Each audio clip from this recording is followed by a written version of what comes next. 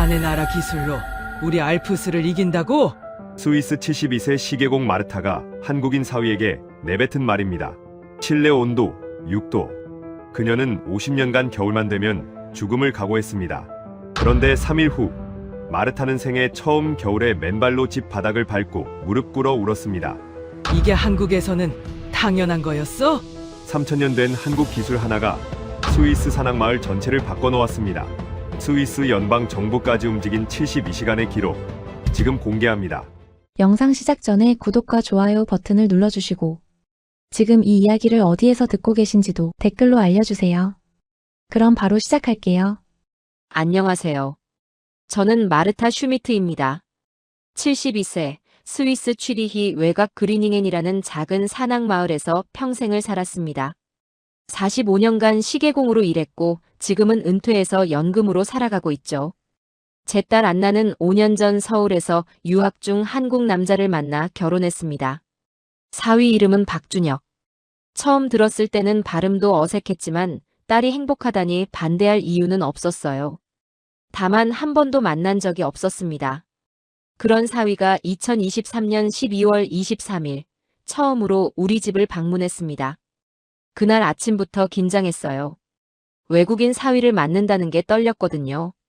거울을 보니 주름진 얼굴에 허리는 굽어 있었습니다. 두꺼운 스웨터 2장을 겹쳐 입었어요. 거실 온도계는 섭씨 6도를 가리키고 있었습니다. 전기 히터 2대를 최대로 틀었지만 별 소용 없었죠. 입김이 하얗게 나왔어요. 오후 3시 초인종이 울렸습니다. 문을 열었더니 딸 안나가 환하게 웃고 있었어요. 그 옆에 키 큰 동양 남자가 서 있었습니다. 검은 머리, 진한 눈썹, 예의 바른 인사. 안녕하세요, 장모님. 박준혁입니다. 저는 고개를 끄덕이며 말했습니다. 들어오게. 현관을 들어서자마자 준혁의 표정이 굳었습니다. 집 안이 밖보다 더 춥게 느껴졌을 거예요. 딸 안나가 부엌으로 가더니 비명을 질렀습니다. 엄마, 싱크대 물이 안 나와요. 수도꼭지를 틀었지만 물이 나오지 않았어요. 파이프가 얼어붙은 겁니다. 매년 겨울이면 일어나는 일이었죠. 준혁이 온도계를 보더니 눈을 크게 떴습니다. 장모님, 실내가 6도예요? 그래서 뭐 어쩌란 건가요? 저는 태연하게 대답했습니다. 원래 그래. 겨울이니까. 준혁은 믿을 수 없다는 표정을 지었어요. 한국에서는 겨울에도 실내 온도를 20도 이상으로 유지합니다. 어르신들은 더 따뜻하게 지내셔야 해요. 20도라고요? 말도 안 되는 소리였습니다. 저는 코웃음 쳤어요. 자네 나라는 그렇겠지.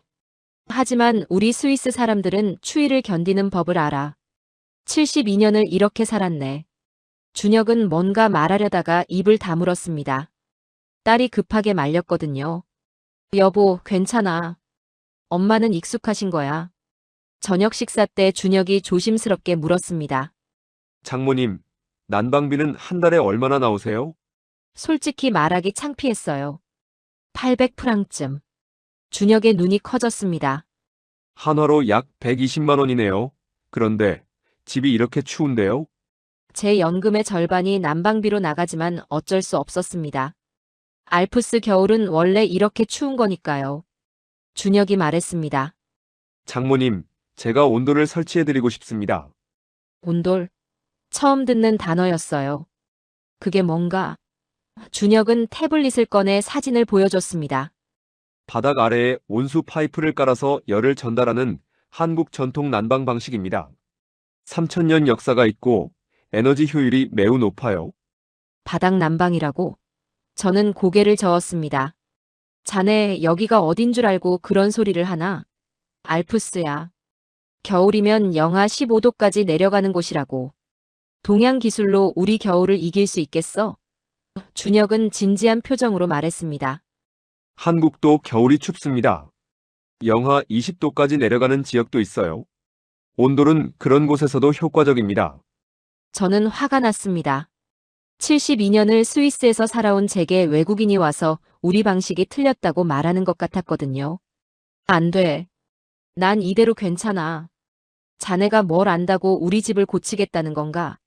준혁이 말했습니다. 장모님, 작년 겨울에 병원에 입원하셨다고 들었습니다. 그 말에 저는 얼어붙었습니다. 안나가 남편에게 말했군요. 작년 1월 독감에 걸렸을 때였어요. 집이 너무 추워서 몸이 회복되지 않았고 결국 저체온증으로 병원에 실려갔습니다. 의사가 말했죠.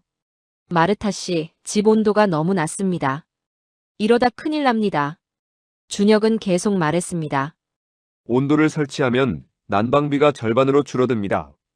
그리고 바닥이 따뜻해서 관절에도 좋아요. 장모님 건강을 위해서입니다.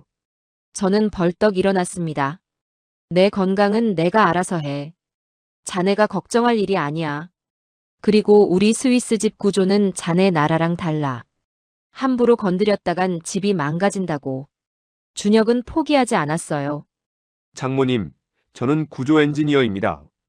건물 구조를 분석하고 설계하는 일을 10년 넘게 해왔어요. 스위스 주택 구조도 충분히 이해하고 있습니다. 저는 냉소했습니다. 엔지니어? 그래서 뭐 어쩌란 건가? 우리 집은 50년 된 집이야. 자네가 함부로 손 뗄 수 있는 게 아니라고. 그날 밤 딸 안나와 준혁은 2층 작은 방에서 잤습니다. 저는 거실 소파에 담요 3장을 뒤집어 쓰고 누워 있었어요. 잠이 오지 않았습니다.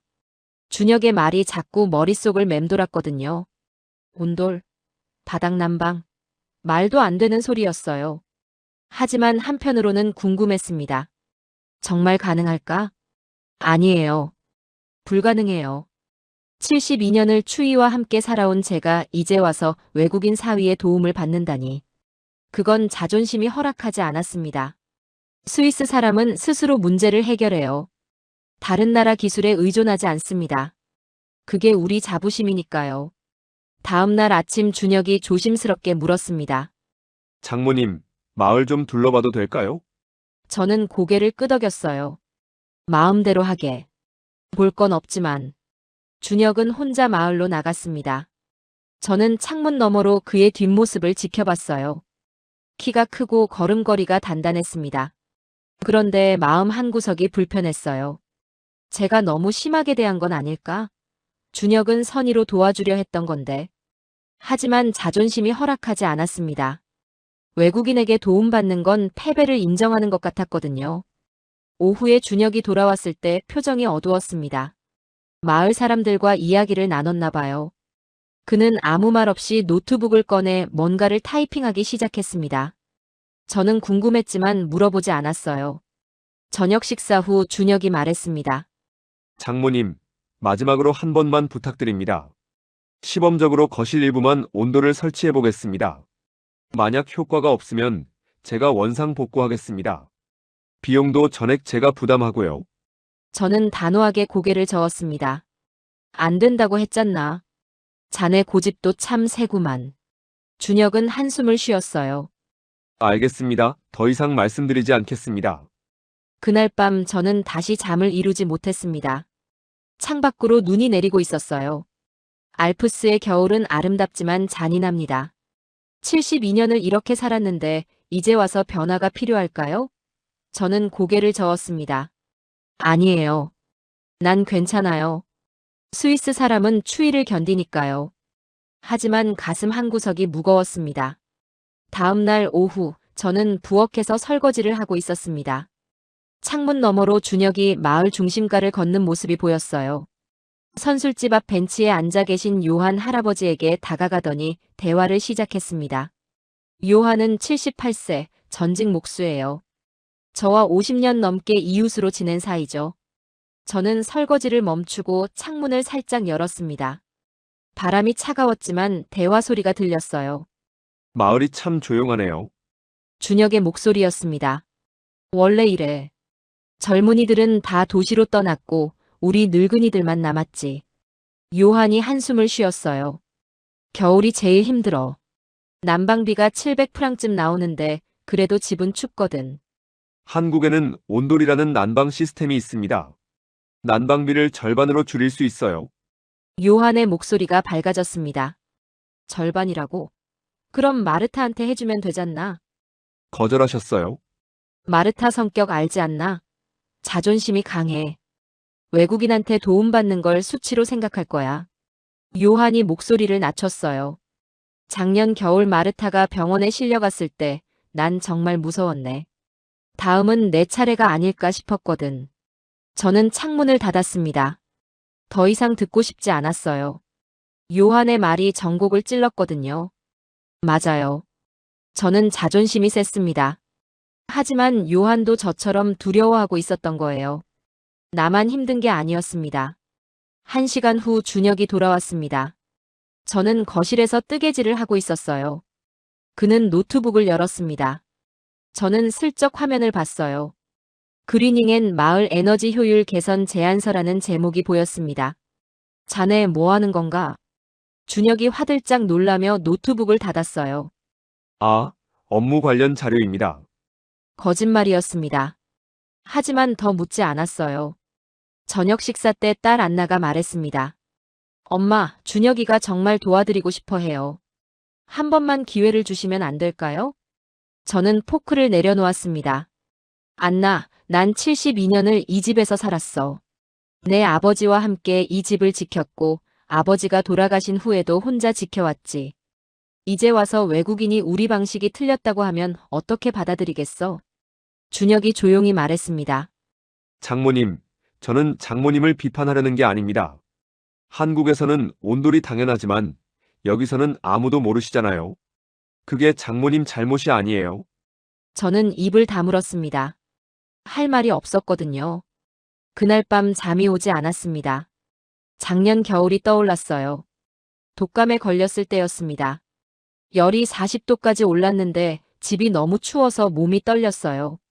담요를 5장이나 덮었지만 소용없었습니다. 결국 이웃 에리카가 쓰러진 저를 발견하고 구급차를 불렀죠. 병원에서 의사가 말했어요. 운이 좋았습니다. 조금만 늦었으면 큰일 날 뻔했어요. 하지만 난방비가 더 나가면 어떻게 살아요? 그래서 저는 계속 추위를 견뎠습니다. 새벽 2시 거실로 내려갔습니다. 준혁이 소파에 앉아 노트북으로 뭔가를 보고 있었어요. 한국 주택 사진들이었습니다. 바닥에서 김이 올라오는 사진, 맨발로 바닥에 앉아있는 노인들, 아이들이 바닥에서 구르며 노는 모습. 이게 온돌인가? 네, 한국에서는 거실 바닥이 이렇게 따뜻합니다. 겨울에도 반팔을 입고 생활할 수 있어요. 저는 사진을 한참 들여다봤습니다. 저 노인들 표정이 편안해 보였어요. 추위에 떨지 않아도 되는 살. 상상이 되지 않았습니다. 자네 나라에서는 모든 집이 저렇게 따뜻한가? 대부분 그렇습니다. 저는 한숨을 쉬었습니다. 부럽구만. 준혁이 제 손을 조심스럽게 잡았어요. 장모님, 여기서도 가능합니다. 저는 손을 빼려다가 멈췄습니다. 그의 손이 따뜻했거든요. 72년을 추위와 함께 살아온 제 손은 얼음처럼 차가웠는데 자네는 왜 이렇게까지 하려는 건가? 준혁이 미소 지었습니다. 가족인데요. 한국에서는 가족을 돌보는 게 당연해요. 저는 목이 메었습니다. 남편이 돌아가신 후 15년간 혼자 살았어요. 누군가 저를 돌봐주겠다고 말한 건 정말 오랜만이었거든요. 자네, 고맙네. 그날 밤 처음으로 마음이 조금 흔들렸습니다. 어쩌면 준혁의 제안이 나쁘지 않을 수도 있겠다는 생각이 들었어요. 하지만 여전히 두려웠습니다. 72년간 지켜온 방식을 바꾼다는 게 쉽지 않았거든요. 다음 날 아침 준혁이 외출 준비를 했습니다. 취리히 건축청에 다녀오겠습니다. 저는 불안했습니다. 뭔가 큰일이 벌어질 것 같은 예감이 들었거든요. 하지만 말리지 않았어요. 창문 너머로 그가 마을을 떠나는 모습을 지켜봤습니다. 그리고 중얼거렸어요. 자네는 대체 뭘 하려는 건가? 준혁이 취리히에서 돌아온 건 저녁 7시였습니다. 표정이 묘하게 밝았어요. 뭔가 성과가 있었던 모양이었습니다. 저는 물어보지 않았어요. 알고 싶지 않았거든요. 사흘이 지났습니다. 1월 2일 아침, 우편함에 노란색 봉투가 들어있었어요. 발신인은 취리히 칸톤 건축청이었습니다. 이상했어요. 저는 건축청에 아무것도 신청한 적이 없었거든요. 손이 떨렸습니다. 봉투를 뜯었어요. 공식 문서였습니다. 제목을 읽는 순간 머릿속이 하얘졌습니다. 주택 구조 변경 신청건 마이너스 경고 통지서 내용은 간단했어요. 마르타 슈미트 명의로 바닥 난방 시스템 설치 신청이 접수되었다는 것, 그리고 무단 시공 시 즉각 퇴거 조치된다는 경고였습니다. 가슴이 내려앉았습니다. 제 이름으로 신청이 되어 있었어요. 하지만 저는 한 적이 없습니다. 단 한 사람만이 이럴 수 있었죠. 거실로 달려갔습니다. 준혁이 소파에 앉아 책을 읽고 있었어요. 저는 편지를 그의 얼굴에 내밀었습니다. 준혁의 표정이 굳었어요. 제 목소리가 떨렸습니다. 분노 때문인지 두려움 때문인지 알 수 없었어요. 준혁은 편지를 읽었습니다. 그리고 천천히 고개를 들었죠. 그의 눈빛에 죄책감이 가득했습니다. 저는 72년을 살면서 이렇게 배신감을 느낀 적이 없었어요. 남편이 돌아가셨을 때도 딸이 한국으로 떠났을 때도 이 정도는 아니었습니다. 준혁은 제 허락도 없이 제 이름을 도용해서 신청서를 냈던 겁니다. 준혁이 무릎을 꿇었습니다.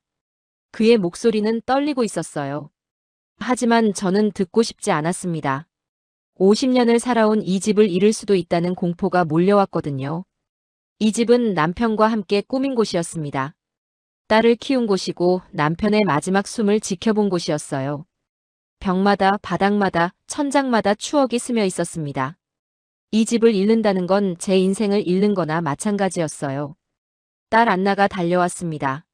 상황을 파악하더니 남편을 감쌌어요. 그 모습에 저는 더 화가 났습니다. 딸마저 제 편이 아니었던 거예요.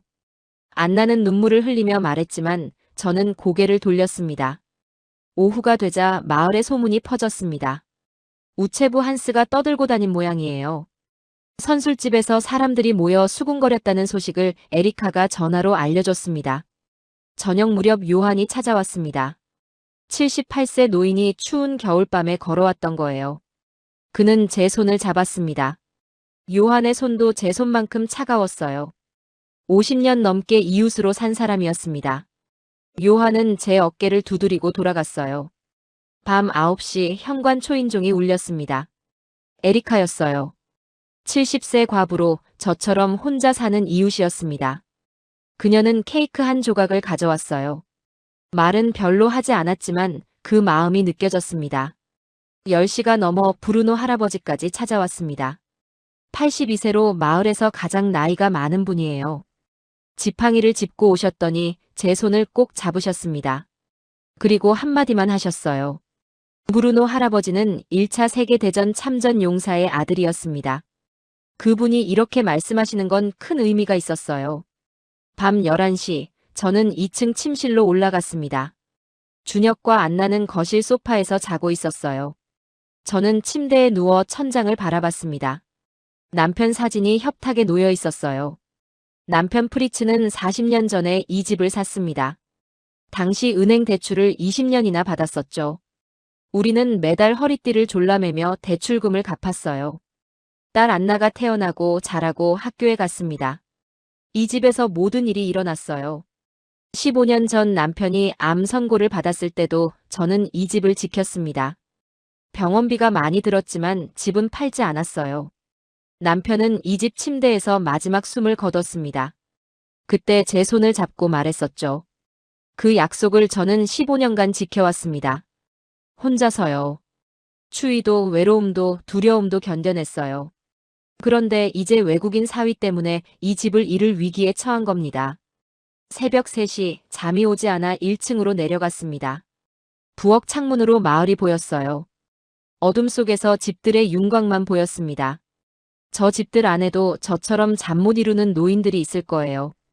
추위에 떨고 난방비 걱정하고 내일을 두려워하는 사람들. 준혁의 노트북이 식탁 위에 놓여 있었습니다. 열어봤어요. 암호가 걸려 있지 않았습니다. 화면에는 84페이지짜리 문서가 열려 있었어요. 건축청에 제출한 제안서였습니다. 읽기 시작했습니다. 온돌 시스템의 구조, 에너지 효율 데이터, 비용 분석, 시공 방법. 모든 게 상세하게 적혀 있었어요. 준혁이 며칠 밤을 새워 만든 게 분명했습니다. 마지막 페이지에 한 문장이 눈에 들어왔습니다. 저는 노트북을 덮었습니다. 손이 떨렸어요.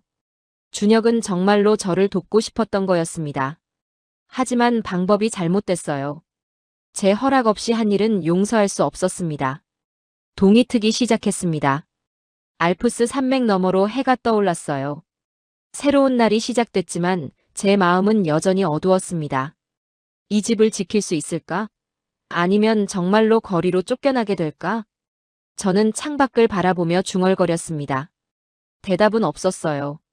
다만 추운 바람만이 창문을 흔들고 있었습니다. 아침 8시 식탁에 앉았을 때 준혁과 안나는 이미 깨어 있었습니다. 준혁은 고개를 숙인 채 커피만 마시고 있었어요. 안나는 눈이 퉁퉁 부어 있었습니다. 밤새 운 모양이었죠. 저는 아무 말 없이 빵을 먹었습니다. 9시쯤 현관 초인종이 울렸습니다. 에리카였어요. 평소와 달리 표정이 심각했습니다. 그녀가 조심스럽게 말을 꺼냈어요. 선술집에서 마을 사람들이 모였다는 겁니다. 제 일 때문이었죠. 10시에 선술집으로 갔습니다. 준혁도 따라오려 했지만 저는 손을 저었어요. 혼자 가고 싶었습니다. 선술집 문을 열자 20명쯤 되는 사람들이 앉아 있었어요. 마을 전체 노인들이 모인 것 같았습니다. 요한이 저를 보더니 자리를 권했습니다. 저는 구석 의자에 앉았어요. 사람들의 시선이 느껴졌습니다. 동정 어린 눈빛, 걱정스러운 표정들이었죠. 브루노 할아버지가 먼저 입을 열었습니다. 82세 노인의 목소리는 떨렸지만 단호했어요. 그는 50년 전 이 마을에 정착했을 때 이야기를 꺼냈습니다. 당시 정부가 산악지역 개발을 약속했지만 지켜지지 않았다고 했죠. 그 이후로 마을 사람들은 정부를 믿지 않게 됐다는 겁니다. 에리카가 말을 이었습니다. 그녀의 남편도 10년 전 겨울에 저체온증으로 세상을 떠났다고 했어요. 병원에서는 집이 너무 춥다고 경고했지만 난방비를 더 낼 여유가 없었답니다. 그녀는 지금도 매일 밤 남편 생각을 하며 운다고 했죠. 한스 할아버지는 75세로 우체부로 40년을 일했습니다. 그가 말했어요. 지난 10년간 이 마을에서 겨울에 3명이 추위 관련 질병으로 사망했다고요. 모두 난방비를 아끼다가 생긴 일이었습니다. 마을 사람들은 이 사실을 알고 있었지만 어쩔 도리가 없었던 겁니다. 요한이 제 어깨에 손을 얹었습니다. 그의 손도 차갑고 거칠었어요. 70년을 몫으로 일하며 만들어진 손이었죠. 그가 천천히 말했습니다. 자신도 매년 겨울이 두렵다고, 언젠가 에리카 남편처럼 될까봐 무섭다고 했어요. 침묵이 흘렀습니다. 선술집 안이 조용했어요. 밖에서는 바람 소리만 들렸습니다. 그때 카를 할아버지가 일어났습니다. 80세로 마을에서 가장 보수적인 분이에요. 그는 평생 전통을 지켜온 사람이었습니다. 스위스 방식을 고수하고 변화를 거부했죠. 그가 말했습니다. 동양에서 온 사람이 우리 집을 고친다는 게 마음에 들지 않는다고요. 우리 조상들이 수백 년간 살아온 방식을 버리는 것 같다고 했습니다. 몇몇이 고개를 끄덕였습니다. 저도 이해했어요. 카를 할아버지의 말은 제 마음을 대변하는 것이었으니까요. 72년을 스위스 방식으로 살아왔는데 이제 와서 외국 기술을 받아들인다는 게 자존심 상하는 일이었습니다. 하지만 요한이 반박했습니다. 그는 카르를 바라보며 물었어요. 전통이 중요한지 목숨이 중요한지를요. 작년에 마르타가 병원에 실려갔을 때 카르도 걱정했다고, 이제는 변화가 필요한 때라고 말했습니다. 에리카도 거들었습니다. 남편을 잃은 후 15년간 혼자 추운 집에서 살았다고, 이제는 더 이상 견딜 수 없다고 했어요. 만약 준혁의 기술이 정말 효과가 있다면 시도해볼 가치가 있다고 말했습니다. 카를은 입을 다물었습니다. 더 이상 반박하지 않았어요. 그도 알고 있었던 겁니다. 우리 모두가 한계에 다다랐다는 걸요. 브루노 할아버지가 저를 바라봤습니다. 그리고 물었어요. 제가 어떻게 하고 싶은지를요. 저는 한참을 생각했습니다. 솔직히 아직도 혼란스러웠어요. 준혁을 용서해야 할지, 이 기회를 잡아야 할지 알 수 없었습니다. 저는 천천히 입을 열었습니다. 준혁이 제 허락 없이 한 일은 잘못됐다고, 하지만 그의 의도는 나쁘지 않았다고 말했어요. 제가 두려운 건 집을 잃는 것이라고, 50년을 지켜온 이 공간을 포기할 수 없다고 했습니다. 요한이 말했습니다. 그렇다면 준혁에게 한 번 더 기회를 주는 게 어떻겠냐고요. 만약 건축청 승인을 받아온다면 그때 결정해도 늦지 않다고 했습니다. 저는 망설였습니다. 하지만 주변 사람들의 얼굴을 보니 마음이 움직였어요. 모두가 지쳐 있었습니다. 추위와 싸우고 난방비 걱정하고 두려움 속에서 사는 삶. 더 이상은 견딜 수 없다는 표정들이었죠. 정오쯤 집으로 돌아왔습니다. 준혁이 거실에서 기다리고 있었어요. 저는 그 앞에 섰습니다. 그리고 말했어요. 건축청 승인을 받아오라고 그러면 생각해보겠다고 했습니다. 준혁의 얼굴이 환해졌습니다. 그는 고개를 숙여 인사했어요. 저는 돌아섰습니다. 아직 용서한 건 아니었거든요. 다만 한 번의 기회를 준 것뿐이었습니다. 오후에 준혁은 다시 취리히로 떠났습니다. 건축청 담당자를 만나러 간다고 했어요. 저는 창가에 서서 그의 뒷모습을 지켜봤습니다. 눈이 내리기 시작했어요. 알프스의 겨울은 여전히 차갑고 무자비했습니다. 저녁에 요한이 전화했습니다. 마을 사람들이 응원하고 있다고 잘 될 거라고 말했어요. 저는 고맙다고 답했습니다. 하지만 마음 한구석은 여전히 불안했어요. 밤에 혼자 거실에 앉아 있었습니다. 온도계는 5도를 가리키고 있었어요. 손발이 얼얼했습니다. 문득 생각했어요. 만약 정말로 따뜻한 집에서 살 수 있다면 어떨까? 겨울에도 두려워하지 않을 수 있다면? 상상이 되지 않았습니다. 72년을 추위와 함께 살았는데 그게 없는 삶이 가능할까요?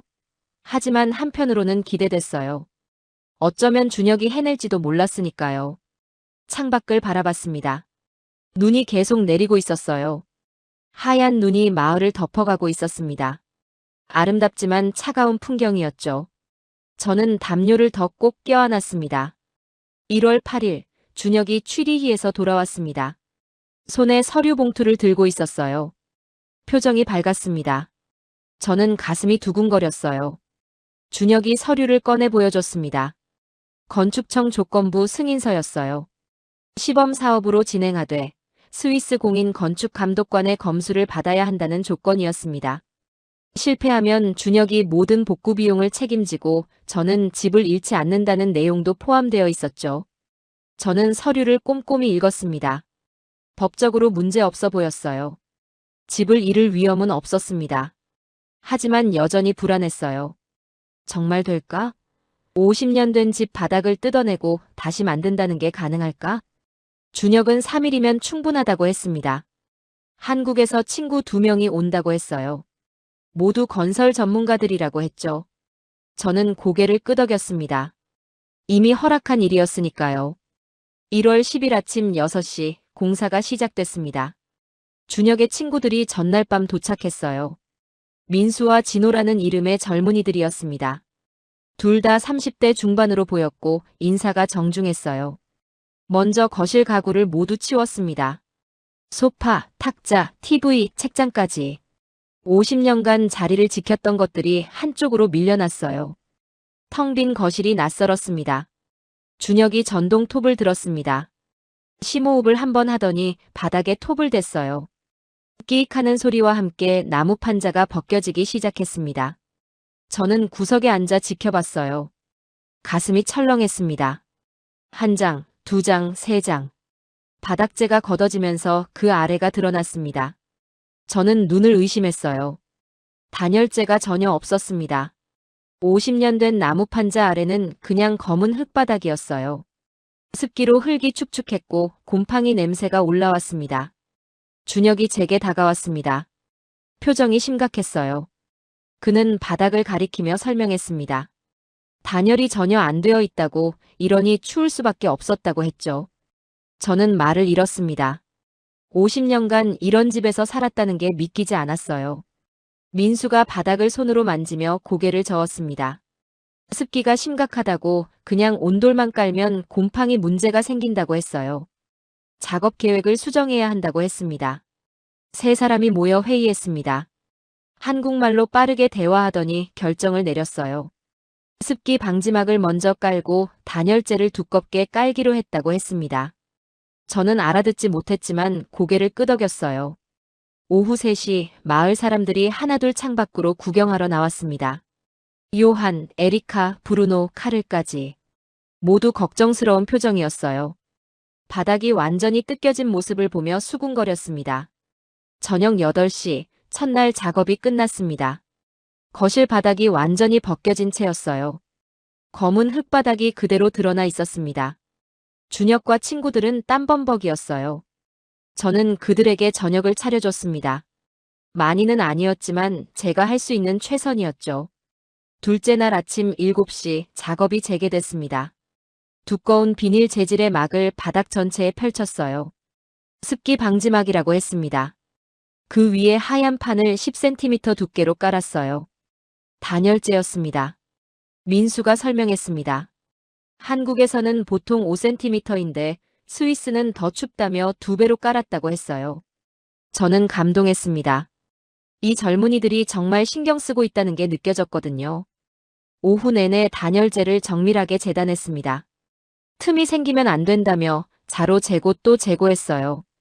세 사람 모두 진지했습니다. 장난치거나 대충하는 모습이 없었어요. 셋째 날 아침 가장 중요한 작업이 시작됐습니다. 온수 파이프를 배치하는 일이었어요. 구불구불한 파이프를 바닥 전체에 30cm 간격으로 깔았습니다. 준혁이 자를 대고 하나하나 확인했습니다. 조금이라도 틀어지면 다시 했어요. 진호가 파이프를 고정하고 민수가 연결 부위를 점검했습니다. 세 사람의 호흡이 완벽했어요. 정오쯤 요한이 찾아왔습니다. 작업 모습을 한참 지켜보더니 고개를 끄덕였어요. 그는 40년 배관공으로 일한 사람이었습니다. 전문가의 눈으로 봤을 때도 작업이 제대로 되고 있다고 말했죠. 오후 6시 파이프 배치가 끝났습니다. 이제 보일러에 연결하는 일만 남았어요. 준혁이 보일러실로 들어갔습니다. 저는 따라가서 지켜봤어요. 준혁이 파이프를 보일러에 연결했습니다. 손이 떨리고 있었어요. 긴장한 게 느껴졌습니다. 연결을 마치고 전원을 켰어요. 위잉 하는 소리가 났습니다. 30분이 지났습니다. 하지만 파이프 온도가 오르지 않았어요. 준혁의 얼굴이 창백해졌습니다. 민수와 진호도 당황한 표정이었어요. 1시간이 지났습니다. 여전히 문제는 해결되지 않았어요. 준혁은 바닥에 주저앉았습니다. 저는 가슴이 철렁했어요. 실패하는 건가? 이대로 끝나는 건가? 그때 현관 초인종이 울렸습니다. 요한이었어요. 손에 낡은 공구 가방을 들고 있었습니다. 요한이 보일러실로 들어갔습니다. 파이프를 들여다보더니 작은 밸브를 가리켰어요. 그는 렌치로 밸브를 돌렸습니다. 슈 하는 소리와 함께 공기가 빠져나왔어요. 다시 보일러를 켰습니다. 이번에는 압력계 바늘이 천천히 올라갔어요. 5분 후 파이프를 만져보니 따뜻했습니다. 드디어 온수가 순환하기 시작한 겁니다. 저는 요한을 껴안았습니다. 78세 노인이 우리를 구해준 거예요. 창밖에서 지켜보던 마을 사람들이 박수를 쳤습니다. 밤 10시 마지막 작업이 시작됐습니다. 온돌 파이프 위에 시멘트를 부어 고르게 펴는 일이었어요. 세 사람 모두 지쳐 보였지만 손을 멈추지 않았습니다. 새벽 2시 시멘트 작업이 끝났습니다. 이제 건조되기를 기다려야 했어요. 저는 따뜻한 차를 내왔습니다. 세 사람은 바닥에 앉아 차를 마셨어요. 말은 없었지만 안도감이 느껴졌습니다. 다음 날 오후 새 마루판을 깔았습니다. 딸각딸각 소리를 내며 마루판이 하나씩 맞춰졌어요. 저녁 7시 마지막 마루판이 끼워졌습니다. 끝났습니다. 3일간의 전쟁이 드디어 끝난 겁니다. 준혁은 바닥에 주저앉았어요. 민수와 진호도 마찬가지였습니다. 저는 그들을 바라봤어요. 땀으로 범벅이 된 세 젊은이. 제 집을 위해 3일 밤낮을 일한 사람들이었습니다. 저는 부엌으로 가서 제일 좋은 빵과 치즈를 꺼냈습니다. 그리고 남편이 아끼던 와인도 한 병 가져왔어요. 15년간 열어보지 않았던 와인이었습니다. 네 사람이 식탁에 둘러앉았습니다. 저는 와인을 따랐어요. 그리고 잔을 들었습니다. 준혁과 민수와 진호도 잔을 들었어요. 우리는 마셨습니다. 말은 없었지만 모든 게 전해졌어요. 감사함, 존경, 그리고 기대. 이제 남은 건 단 하나. 전원을 켜는 것 뿐이었습니다. 드디어 그 순간이 왔습니다. 거실에는 준혁, 안나, 그리고 저만 있었어요. 창밖에는 마을 사람들이 모여 있었습니다. 요한, 에리카, 브루노, 카를, 한스까지. 20명이 넘는 사람들이 숨을 죽이고 지켜보고 있었어요. 새로 깔린 마루 바닥은 매끈했습니다. 50년 된 낡은 나무 판자와는 달랐어요. 하지만 여전히 차가웠습니다. 온도계는 섭씨 5도를 가리키고 있었어요. 준혁이 벽에 설치한 온도 조절기 앞에 섰습니다. 하얀색 작은 기계였어요. 그는 저를 돌아봤습니다. 저는 고개를 끄덕였어요. 손이 떨렸습니다. 72년을 산 인생에서 가장 긴장되는 순간이었습니다. 준혁이 온도를 22도로 설정했습니다. 그리고 전원 버튼을 눌렀어요. 딸깍. 화면에 불이 들어왔습니다. 보일러실에서 윙하는 소리가 들렸어요. 5분이 지났습니다. 아무 변화가 없었어요. 바닥은 여전히 차갑게 느껴졌습니다. 저는 불안했어요. 혹시 또 문제가 생긴 건 아닐까? 10분이 지났습니다. 여전히 똑같았어요. 준혁의 얼굴에 땀이 맺혔습니다. 민수와 진호도 긴장한 표정이었어요.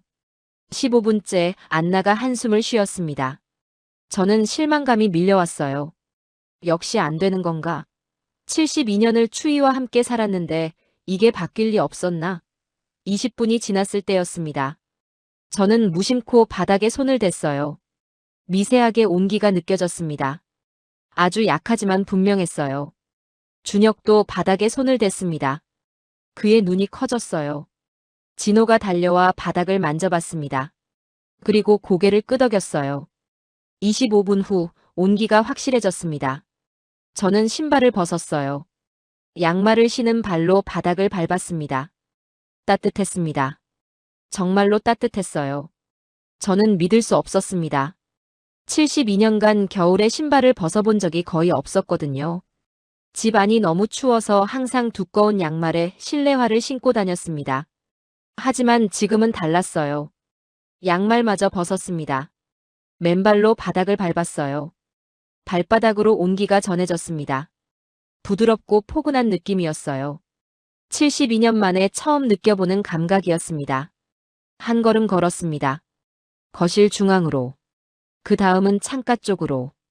부엌으로도 걸어갔어요. 어디를 가도 바닥은 똑같이 따뜻했습니다. 마법 같았어요. 저는 그 자리에 멈춰 섰습니다. 그리고 무릎을 꿇었어요. 바닥에 두 손을 짚었습니다. 손바닥으로 온기가 스며들었어요. 72년간 얼음처럼 차가웠던 이 집 바닥이 지금은 따뜻했습니다. 눈물이 흘렀습니다. 멈출 수 없었어요. 50년간 추위에 떨었던 세월, 남편을 먼저 보낸 슬픔, 혼자 견뎌온 외로움. 모든 게 한꺼번에 쏟아져 나왔습니다. 저는 고개를 숙였습니다. 목소리가 떨렸어요. 남편 프리츠는 15년 전 이 집에서 세상을 떠났습니다. 겨울이었어요. 집이 너무 추워서 남편은 담요를 5장이나 덮고 있었습니다. 마지막 순간까지 추위에 떨었죠. 만약 그때 이 따뜻함이 있었다면 어땠을까? 남편이 조금이라도 편안하게 마지막을 맞이할 수 있지 않았을까? 그 생각에 눈물이 더 쏟아졌습니다. 안나가 달려와 저를 안아줬습니다. 딸도 울고 있었어요. 저는 딸을 꼭 껴안았습니다. 그리고 준혁을 바라봤어요. 그는 멀찍이 서서 저를 지켜보고 있었습니다. 저는 준혁을 향해 손을 내밀었습니다. 그가 다가왔어요. 저는 그의 손을 잡았습니다. 따뜻한 손이었어요. 준혁도 눈시울이 붉어졌습니다. 저는 그를 껴안았어요. 72년을 산 노인이 30대 젊은이를 품에 안은 겁니다. 국적도, 언어도, 문화도 달랐지만 그 순간만큼은 아무것도 중요하지 않았어요. 창밖에서 박수 소리가 들렸습니다. 마을 사람들이 환호하고 있었어요. 요한이 문을 열고 들어왔습니다. 그는 신발을 벗더니 바닥을 밟아봤어요. 78세 노인의 눈이 커졌습니다. 에리카도 들어왔습니다. 그녀는 맨발로 거실을 걸으며 눈물을 흘렸어요. 남편을 잃은 후 15년간 추운 집에서 혼자 살았던 사람이었습니다. 브루노 할아버지가 지팡이를 짚고 들어왔습니다. 82세 노인이 신발을 벗더니 조심스럽게 바닥을 밟았어요. 그리고 웃었습니다. 주름진 얼굴 가득 미소가 번졌어요. 칼을 할아버지도 들어왔습니다. 가장 보수적이었던 그 사람이 맨발로 바닥을 걸으며 고개를 끄덕였어요. 변화를 거부했던 사람도 이 따뜻함 앞에서는 인정할 수밖에 없었던 겁니다. 순식간에 거실이 사람들로 가득 찼습니다. 20명이 넘는 마을 사람들이 모두 맨발로 바닥을 밟아보고 있었어요. 놀라움과 감탄의 목소리가 가득했습니다. 한스 할아버지가 물었습니다. 저는 고개를 끄덕였어요. 이미 준혁과 이야기했던 내용이었습니다. 소문은 30분 만에 마을 전체로 퍼졌습니다. 집에 있던 사람들까지 모두 달려왔어요. 마을 인구의 절반이 제 집 거실에 모인 것 같았습니다. 밤 10시 사람들이 돌아가기 시작했습니다. 모두들 신기해하며 떠났어요. 내일 당장 신청하겠다는 사람들이 줄을 이었습니다. 거실이 다시 조용해졌습니다. 준혁과 민수와 진호는 소파에 앉아 있었어요. 세 사람 모두 지쳐 보였습니다. 4일간 잠도 제대로 못 자고 일했으니까요. 저는 부엌으로 가서 따뜻한 수프를 끓였습니다. 그리고 4그릇을 들고 거실로 왔어요. 식탁에 놓으며 말했습니다. 세 사람이 수프를 받아들었습니다. 저는 함께 앉아 숟가락을 들었어요. 따뜻한 수프가 목으로 넘어갔습니다. 그날 밤 저는 생애 처음으로 따뜻한 거실 바닥에 누워봤습니다. 담요 없이 그냥 누웠어요. 등으로 온기가 전해졌습니다. 72년간 한 번도 느껴보지 못한 감각이었어요. 천장을 바라보며 눈물이 또 흘렀습니다. 하지만 이번에는 슬픔이 아니었어요. 감사함이었습니다. 준혁에게, 민수와 진호에게, 요한에게, 그리고 이 변화를 받아들인 제 자신에게 감사했어요. 창밖으로 별이 보였습니다. 알프스 밤하늘은 언제나 아름다웠어요. 하지만 오늘 밤은 더 특별했습니다. 72년 만에 처음으로 두려움 없이 밤하늘을 볼 수 있었으니까요. 저는 중얼거렸습니다. 대답은 없었지만 어딘가에서 남편이 웃고 있을 것 같았어요. 2월 10일 첫 전기료 고지서가 도착했습니다. 봉투를 뜯는 손이 떨렸어요. 380프랑. 지난달 800프랑에서 절반 이상 줄어든 금액이었습니다. 저는 고지서를 들고 요한의 집으로 달려갔어요. 요한이 고지서를 보더니 눈이 커졌습니다. 그날 저녁 선술집에서 마을 회의가 열렸어요. 저는 고지서를 모두에게 보여줬습니다. 사람들이 웅성거렸어요. 에리카가 먼저 손을 들었습니다. 브루노와 한스도 신청하겠다고 말했죠. 일주일 만에 15가구가 신청했습니다. 준혁은 주말마다 한국에서 스위스로 날아왔어요. 민수와 진호도 함께였습니다. 세 사람은 6개월 동안 23가구의 온도를 설치했어요. 4월이 되자 마을 전체가 달라졌습니다. 저녁이면 창문마다 불이 환하게 켜졌어요. 예전에는 난방비를 아끼려고 일찍 불을 껐었는데 이제는 달랐습니다. 사람들이 집에서 편안하게 지낼 수 있게 된 거예요. 취리히 칸톤 에너지청에서 조사단이 나왔습니다. 그들은 각 가구의 에너지 사용량을 측정했어요. 평균 52% 절감이라는 결과가 나왔습니다. 담당자는 놀라워했어요. 한국 전통 기술이 스위스 알프스에서 이렇게 효과적일 줄 몰랐다고 했죠. 6월 스위스 공영방송 SRF가 취재를 왔습니다. 기자는 저에게 인터뷰를 요청했어요. 저는 카메라 앞에 섰습니다. 72년을 살면서 TV에 나온 건 처음이었죠. 기자가 물었습니다. 저는 천천히 대답했어요. 72년을 스위스에서 살면서 우리 방식이 최고라고 믿었다고, 하지만 틀렸다고 말했습니다. 세상에는 배울 게 너무 많고 편견이 얼마나 어리석은지 깨달았다고 했어요. 방송이 나간 후 전국에서 문의가 쏟아졌습니다. 베른, 루체른, 인터라켄, 생모리츠까지. 산악지역 마을들이 온돌에 관심을 보였어요. 준혁은 스위스 연방에너지청에 정식으로 기술 자문을 제공하게 됐습니다. 9월, 저는 독일어로 온돌 사용 설명서를 작성했습니다. 50페이지짜리 책자였어요. 온도 조절 방법, 유지 관리 에너지 절약 팁까지 모든 걸 담았습니다. 취리히 칸톤 정부가 이 책자를 공식 자료로 채택했어요. 11월 스위스 연방 에너지청장이 직접 마을을 방문했습니다. 그는 제 집 거실에서 맨발로 바닥을 밟아봤어요. 그리고 미소 지었죠. 저를 에너지 협력 자문위원으로 위촉하겠다고 말했습니다. 2024년 12월 1년이 흘렀습니다. 마을 인구가 400명에서 520명으로 늘었어요. 도시로 떠났던 젊은이들이 돌아오기 시작했습니다. 이제 겨울이 두렵지 않다고 부모님을 모시고 살 수 있다고 말했어요. 중심가에 새 카페가 문을 열었습니다. 관광객들이 스위스 최초 온돌 마을을 보러 오기 시작했거든요. 마을 경제도 살아났습니다. 오늘도 저는 준혁과 영상 통화를 합니다. 화면 속 사위는 서울 사무실에 앉아 있어요. 저는 거실에서 맨발로 바닥에 앉아 있습니다. 반팔 티셔츠를 입고 있어요. 겨울인데도요. 준혁이 웃으며 말합니다. 저도 웃었어요. 옆에는 남편 프리츠 사진이 놓여 있습니다. 저는 사진을 쓰다듬었어요. 눈물이 났습니다. 하지만 슬픔이 아니었어요. 감사함이었습니다. 화면 너머 준혁도 눈시울이 붉어졌습니다. 저는 화면을 보며 말했어요. 통화를 끝내고 창밖을 바라봤습니다. 눈이 내리고 있었어요.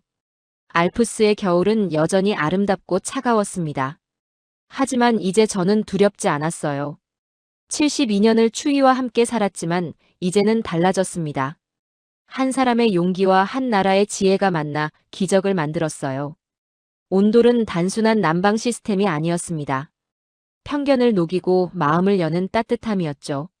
저는 맨발로 거실을 걸었습니다. 발바닥으로 전해지는 온기. 이제는 너무나 당연한 이 따뜻함이 1년 전만 해도 상상조차 할 수 없었던 것이었어요. 마을 어딘가에서 누군가는 저처럼 맨발로 자기 집 바닥을 밟으며 행복해하고 있을 겁니다. 그리고 말하겠죠. 저도 중얼거렸습니다. 감사합니다. 이 이야기가 여러분 마음에도 작은 온기를 전했기를 바랍니다. 72세 스위스 시계공 마르타가 생애 처음 겨울에 맨발로 집 바닥을 밟던 그 순간 3000년 한국 전통이 알프스 산맥을 녹였습니다. 편견은 추위보다 더 차갑습니다.